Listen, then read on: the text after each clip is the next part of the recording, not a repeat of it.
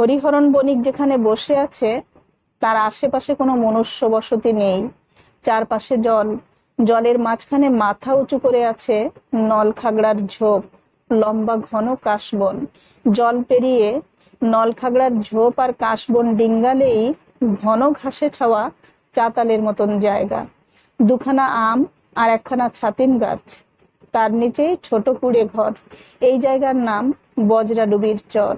আগে হরিহরণ কোনো এক অদ্ভুত কারণে এই জায়গাটিতে প্রায় নিয়মিতই আসতো, তবে আজকাল অনেকদিন আসা হয় না। এবার আসার কারণটা অবশ্য গুরুতর। সেই রাতে হেমাঙ্গিনী দেবীকে নিয়ে আসার পর থেকে অনেকগুলো দিন কেটে গেছে। বজরাডুবির চরেই হরিহরণ আর হেমাঙ্গিনী দেবী। হরিহরণ এদিক সেদিক থেকে নানান খাবার সংগ্রহ করে এনেছে, নদী থেকে মাছ ধরেছে। এই কুড়ে ঘরে সে প্রায়ই আসতো বলেই কিছু পাত্র আর আগুন ধরানোর ব্যবস্থাও ছিল। কিন্তু সেই রাতেই হেমাঙ্গিনী দেবী প্রবল জ্বরে পড়ল। টানা 1 সপ্তাহ নিষ্প্রাণ পড়ে রইল হেমাঙ্গিনী দেবী। জগৎ সংসারের আর কোনো কিছুর কথা ওই কদিন তার আর খেয়াল রইল না। হরিহরণ বণিক মোটামুটি নিশ্চিত ছিল যে হেমাঙ্গিনী দেবীও গুটি বসন্তে আক্রান্ত হতে যাচ্ছে। কিন্তু বিস্ময়কর ভাবে হেমাঙ্গিনী দেবী জ্বর থেকে সেরে উঠল। ধীরে ধীরে খানিকটা করে দুর্বলতাও কাটিয়ে উঠেছে সে। সেদিন বিকেলে ফুরফুরে হাওয়া আসছিল গঙ্গাবতী থেকে। হেমাঙ্গিনী দেবী ঘরের দাওয়ায় চুল মেলে বসেছিল, হাওয়ায় তার চুল উড়ছিল। হরিহরণ দুখানা বড় শুকনো ডাল নিয়ে এলো কোথা থেকে, সেগুলো ছোট ছোট করে ভেঙে সার বেঁধে রাখলো। তারপর হেমাঙ্গিনী দেবীর সামনে এসে বসলো। হেমাঙ্গিনী দেবী অবশ্য হরিহরণের দিকে ফিরেও তাকালো না। সে এক দৃষ্টিতে তাকিয়ে আছে গঙ্গাবতীর দিকে। তার সামনের নলখাগড়া আর কাশবন হাওয়ায় দুলছে। হরিহরণ বলল, এখন কেমন ঠেকছে? হেমাঙ্গিনী দেবী কোনো জবাব দিল না। সে যেমন তাকিয়েছিল ঠিক তেমনই তাকিয়ে রইল, যেন একখণ্ড প্রস্তর মূর্তি। হরিহরণ ধীরে হেমাঙ্গিনী দেবীর কাছে এলো, তারপর আলতো করে হাত রাখলো তার মাথায়। হেমাঙ্গিনী দেবীর কি যে হলো, এইটুকু ছোঁয়ায় সে যেন হুড়মুড়িয়ে ভেঙে পড়লো। হরিহরণকে জড়িয়ে ধরে হাউমাউ করে কেঁদে উঠল সে। হরিহরণ কোনো কথা বলল না, সে হেমাঙ্গিনী দেবীকে ধরে রাখলো। হরিহরণ জানে হেমাঙ্গিনী দেবীর বুকের ভেতর না বলা এক পৃথিবী কথা, যার অনেক কিছুই কেউ জানে না। তবে হরিহরণ জানে দুঃখ মানব জীবনের সবচেয়ে গভীরতম অনুভূতি। মানুষ তার জীবনের সকল আনন্দময় অনুভূতির কথা অবলীলায় ভুলে যেতে পারে, কিন্তু দুঃখের কথা ভোলে না। সে দুঃখদের বুকের ভেতর পুষে রাখে সারা জনম। হেমাঙ্গিনী দেবী হঠাৎ কান্না জড়িত গলায় বলল, আমি একটা নোংরা মেয়ে মানুষ হরি কাকা, আমি একটা নোংরা মেয়ে মানুষ। আমার সারা গা ভর্তি পাপ। সেই পাপ আমার গা থেকে মনেও ছেয়ে গেছে। আমি আর মানুষ নাই গো হরি কাকা, আমি অমানুষ হয়ে গেছি, অমানুষ। হরিহরণ কি বলবে? তার বলার কি আছে? সে কিছু বলল না। হেমাঙ্গিনী দেবী বলল, আমার এই বুকের মধ্যে শুধু কষ্ট আর কষ্ট, অনেক অনেক কষ্ট হরি কাকা, অনেক অনেক কষ্ট। হেমাঙ্গিনী দেবী থামলেও হরিহরণ কোনো কথা বলল না। হেমাঙ্গিনী দেবী বলল, বুঝলে হরি কাকা, কিছু কিছু কষ্ট মানুষকে শেষ করে দেয়, নিস্তেজ করে দেয়। তোমায় যেমন দিয়েছে। আর কিছু কষ্ট মানুষকে হিংস্র জানোয়ার করে ফেলে। আমায় হিংস্র জানোয়ার করে ফেলেছে হরি কাকা। হরিহরণ এবারও কোনো কথা বলল না। সে বুঝতে পারছে হেমাঙ্গিনী দেবী তাকে অনেক কথা বলবে, অনেক না বলা কথা, যা হয়তো সে এই জগতের আর কাউকেই কখনো বলেনি, কাউকেই না। হেমাঙ্গিনী বলল, বিভুয়ের জন্য মন কেমন করছে কাকা? হেমাঙ্গিনী দেবীর ছেলের নাম বিভুই, এ কথা হরিহরণ জানে। এ কদিনে হেমাঙ্গিনী দেবী ঘুমের ভেতর অজস্রবার বিভুয়ের কথা বলেছে, প্রলাপ বকেছে, কেঁদেছে। হরিহরণ সব শুনেছে। কখনো কখনো কিছু বিষয় ভেবে তার অবাক লেগেছে, কখনো কখনো সে উত্তর মেলাতে পারেনি। যেমন এই মুহূর্তে তার খুব জানতে ইচ্ছে করছে, ওই রাতে বিভুই কি করে গঙ্গাবতী নদীতে নিতাইয়ের নাওয়ের কাছে গেল। হেমাঙ্গিনী দেবীর কথা শুনে মনে হয়েছে সে এই সকলই জানত, কিন্তু কোনো মা কি করে তার কাল ব্যাধিতে আক্রান্ত পুত্রকে ওভাবে ছেড়ে দিতে পারে? হরিহরণ কিছু বলল না। হেমাঙ্গিনী দেবী বলল, আমি তো মা নই, আমি এক রাক্ষসী, প্রতিশোধ উন্মত্ত অমানুষ হরিকাকা, অমানুষ, রাক্ষসী। কিছুক্ষণ আগে কান্নায় ভেঙে পড়া হেমাঙ্গিনী দেবী মুহূর্তের মধ্যে শরীর কাঁপিয়ে উন্মাদের ন্যায় হাসতে লাগলো। হরিহরণ অবাক দৃষ্টিতে তাকিয়ে আছে। হেমাঙ্গিনী দেবী অনেকক্ষণ বাদে হাসি থামিয়ে স্থির হলো, কিন্তু তার সারা শরীর থরথর করে কাঁপছে। স্থির হেমাঙ্গিনী দেবী বলল, তোমার কি মনে হয় হরিকাকা, জগতে ভগবান বলে কিছু আছে? হরিহরণ জবাব দিল না। হেমাঙ্গিনী দেবী বলল, থাকলে কি সে কিছু দেখতে পায় না? কিচ্ছু না। হরিহরণ এবার বলল, হ্যাঁ পায়, দেখতে পায়, সকলই দেখতে পায়, কিন্তু সে তো আর আমাদের মতন না, সে তার মতন করেই দেখতে পায়। হেমাঙ্গিনী দেবী বলল, তার মতনটা কি? আমায় বলো হরিকাকা, ভগবানের মতনটা কি? সে কি রকম করে সে দেখে? হরিহরণ জবাব দিল না। সে হেমাঙ্গিনী দেবীর মুখের দিকে তাকিয়ে রইল। সেই হেমাঙ্গিনী, সে ছোট্ট কাপড়ের পুটলির ভেতর গঙ্গা মহলে দেখা প্রথম দিনের হেমাঙ্গিনী দেবী তার সামনে বসে রয়েছে। সেই হেমাঙ্গিনী দেবী আর তার সামনে বসা এই মানুষ, দুটো এক। হরিহরণের যেন বিশ্বাস হচ্ছিল না। হেমাঙ্গিনী দেবী বলল, আজ আমি তোমায় অনেক কথা বলবো হরিকাকা, অনেক কথা। হরিহরণ জিজ্ঞাসু দৃষ্টিতে তাকিয়ে রইল। হেমাঙ্গিনী দেবী খানিক সময় নিল, তারপর শুরু করলো, তুমি আমায় জিজ্ঞেস করছিলে না বিভুয়ের পরিচয় কেউ জানে কিনা? হরিহরণ বলল, তুই বললি বড়বাবুর স্ত্রী বীণাবালা জানেন। হেমাঙ্গিনী দেবী বলল, হ্যাঁ, বীণাবালা জানেন। তুমি তো জানোই বড়বাবুর মেয়ে গায়ত্রীর শ্বশুরবাড়ি রায়পুরে। হরিহরণ বলল, হ্যাঁ জানি। হেমাঙ্গিনী দেবী বলল, 2 বছর আগে এক সন্ধ্যায় রায়পুরে গায়ত্রীর শ্বশুরবাড়ি থেকে আমার ডাক এলো। আমি ভারী অবাক হলাম, তবে অবাক হলেও গেলাম।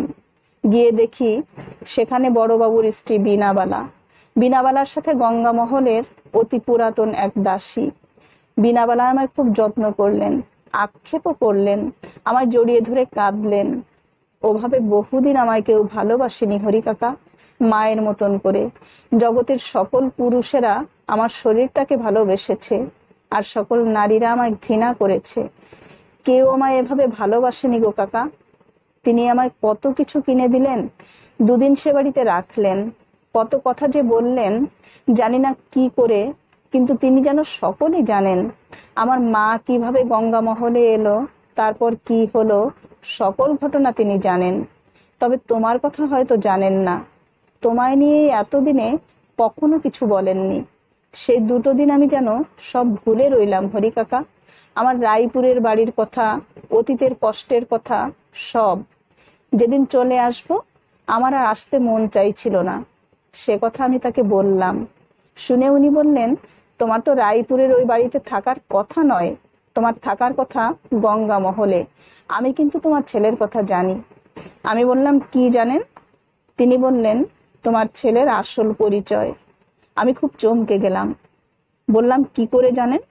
তিনি সোজা জবাব দিলেন না, বললেন, জানি, এটুকুই যথেষ্ট। আমি অনেক জানতে চাইলাম, কি জানেন, কে কি বলেছে, কিন্তু উনি কিছুই বললেন না। আমার কেন যেন খুব ভয় হতে লাগলো।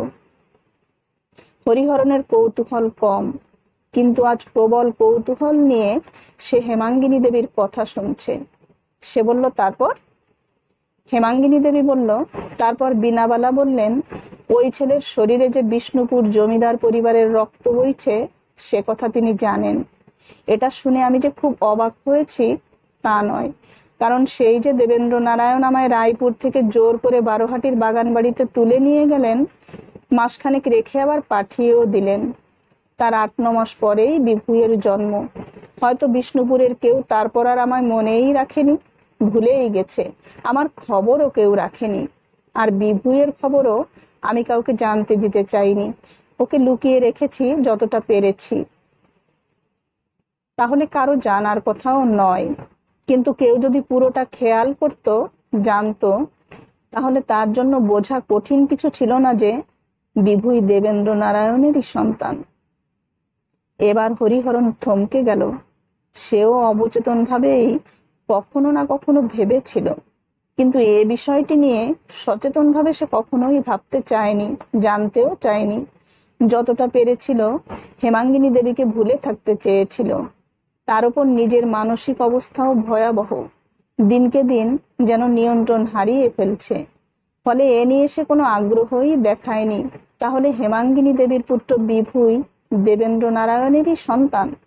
বিষ্ণুপুরের জমিদার বাড়ির রক্ত তার গায়ে। তাহলে সেদিন রাতের সেই অন্ধকারে দেবেন্দ্র নারায়ণ ওই জঙ্গল থেকে বিভূইকে উদ্ধার করেছিলেন কি এই জন্যই? তাহলে কি দেবেন্দ্র নারায়ণও জানেন বিভূই তারই সন্তান?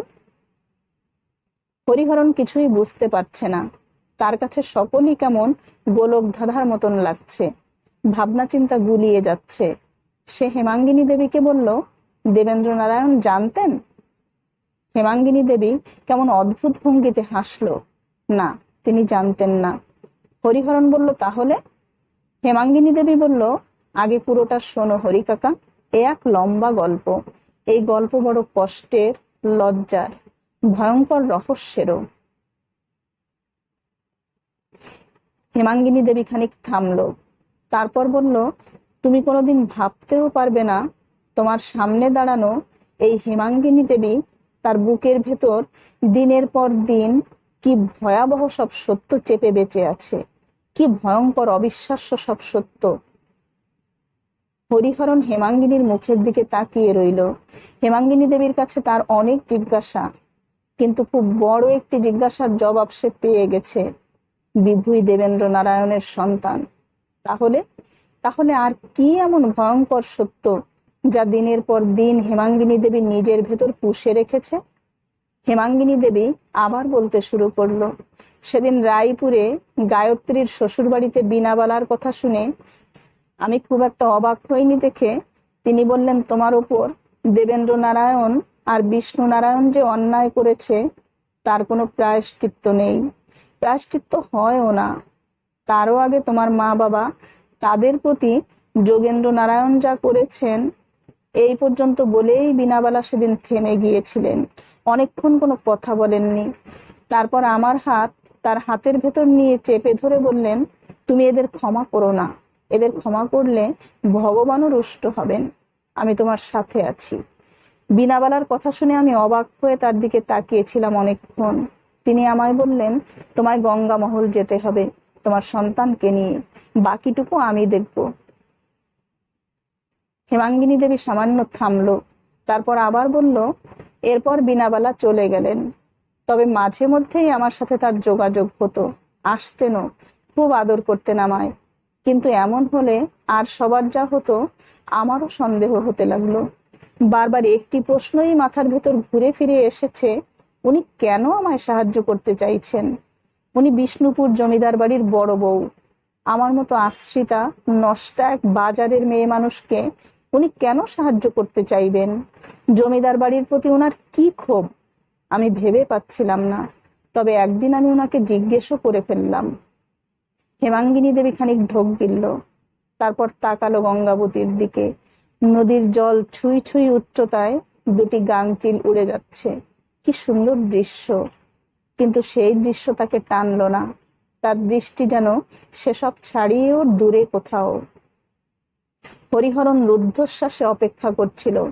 সে বুঝতে পারছে না বীণাবালা কি চাইছে, কেন সে হেমাঙ্গিনী দেবীকে নিয়ে ষড়যন্ত্র করছে। কোন বিষবৃক্ষের বীজ লুকিয়েছিল গঙ্গামহলের অন্দরমহলে? হেমাঙ্গিনী দেবীর নীরবতা দেখে হরিহরণ শেষ অবধি জিজ্ঞেস করলো, তারপর বীণাবালা কি বলল? হেমাঙ্গিনী খানিক সময় নিয়ে বলল, বীণাবালা বললেন, বিষ্ণুপুর জমিদারির উত্তরাধিকারী হবার কথা ওনার স্বামী অবনীন্দ্র নারায়ণের, কিন্তু তার শ্বশুর বিষ্ণু নারায়ণ তা হতে দিচ্ছেন না। তিনি জমিদারির উত্তরাধিকারী করে তুলছেন মেজপুত্র দেবেন্দ্র নারায়ণকে। এ তিনি মেনে নিতে পারেন না, তিনি এ কিছুতেই হতে দেবেন না। আরো অনেক কথাই তিনি বললেন বিষ্ণু নারায়ণ নাকি ছোটবেলা থেকেই দেবেন্দ্র নারায়ণের জন্য অবনীন্দ্র নারায়ণকে কম স্নেহ করতেন, কম গুরুত্ব দিতেন। এর কারণ অবনীন্দ্র নারায়ণ কোমল, তার মধ্যে বিষ্ণুপুর জমিদার পরিবারের মতন ঔদ্ধত্য নেই। এ সকল কারণে তাকে সবসময় উপেক্ষা করা হয়েছে। এমনকি বিনাবালা গঙ্গা মহলে বউ হয়ে আসবার পরও দেখেছেন দেবেন্দ্র নারায়ণের বিবাহের পর থেকে তার স্ত্রী রেণুকাকে বেশি গুরুত্ব দেওয়া হচ্ছে, যেন রেণুকাই গঙ্গা মহলের জমিদার পত্নী। দিনের পর দিন তাকে অনেক উপেক্ষা অপমান সহ্য করতে হয়েছে। অথচ তার বাবাও জমিদার, তিনি দীঘাগড়ের জমিদার পরিবার থেকে এসেছেন, কিন্তু সাধারণ এক পরিবার থেকে আসা মেজবউ রেণুকার কাছে দিনের পর দিন তিনি উপেক্ষিত হয়েছেন। তিনি এসব আর সহ্য করতে পারছেন না। অবনীন্দ্র নারায়ণ এই জমিদারির প্রকৃত উত্তরাধিকারী, সুতরাং যে করেই হোক অবনীন্দ্র নারায়ণকেই তিনি বিষ্ণুপুরের জমিদারিতে দেখতে চান। এতে তিনি যে কোনো কিছুর জন্য প্রস্তুত। প্রয়োজনে দেবেন্দ্র নারায়ণ আর বিষ্ণু নারায়ণের বিনাশ দেখতে চান তিনি।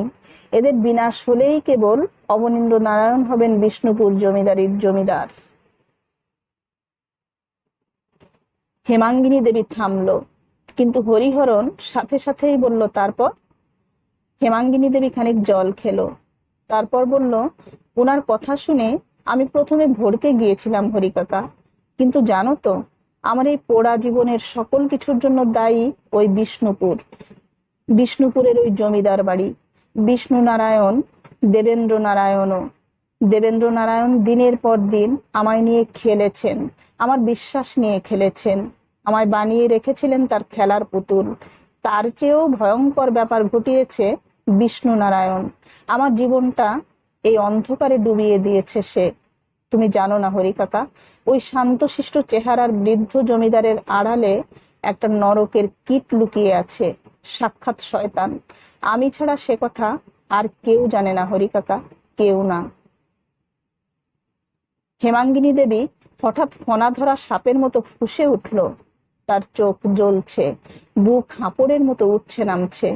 শক্ত চোয়ালের হেমাঙ্গিনী দেবী বলল, আমার তখন মনে হলো যে করেই হোক আমি আমার সারা জন্মের প্রতিশোধ চাই। প্রতিশোধ, প্রতিশোধ বড় খারাপ জিনিস হরিকাকা।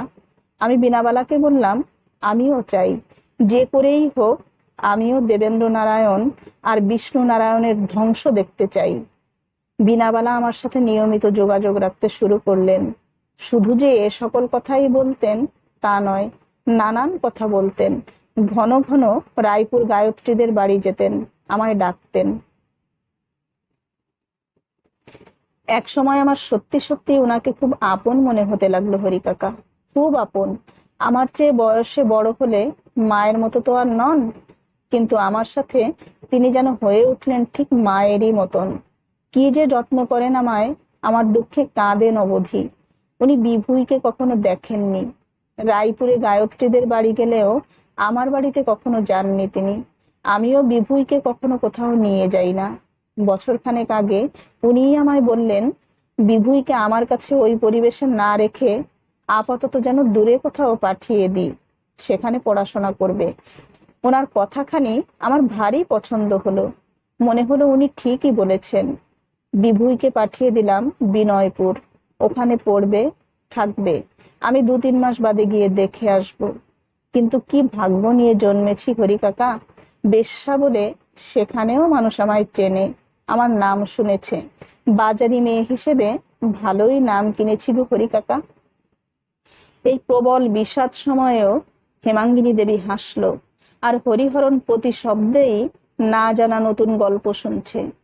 এত কিছু ঘটে গেছে তার অগোচরে। হেমাঙ্গিনী দেবীকে আজ তার বড় অচেনা মনে হচ্ছে। হেমাঙ্গিনী দেবী আবার শুরু করলো, আমার পরিচয়ে বিভুইকে কেউ ভর্তি করতে চাইল না। বিনয়পুরেও আমার নাম সকলে জানে, শেষ অবধি ভর্তি করানো গেল, কিন্তু তা আমার নাম গোপন করে। ততদিনে আমি ভেতরে ভেতরে প্রতিহিংসায় উন্মাদ। দেবেন্দ্র নারায়ণ আর বিষ্ণু নারায়ণের উপর কিভাবে প্রতিশোধ নেব, কিভাবে? বিনাবালার সঙ্গে দেখা হলেই আমি জানতে চাইতাম।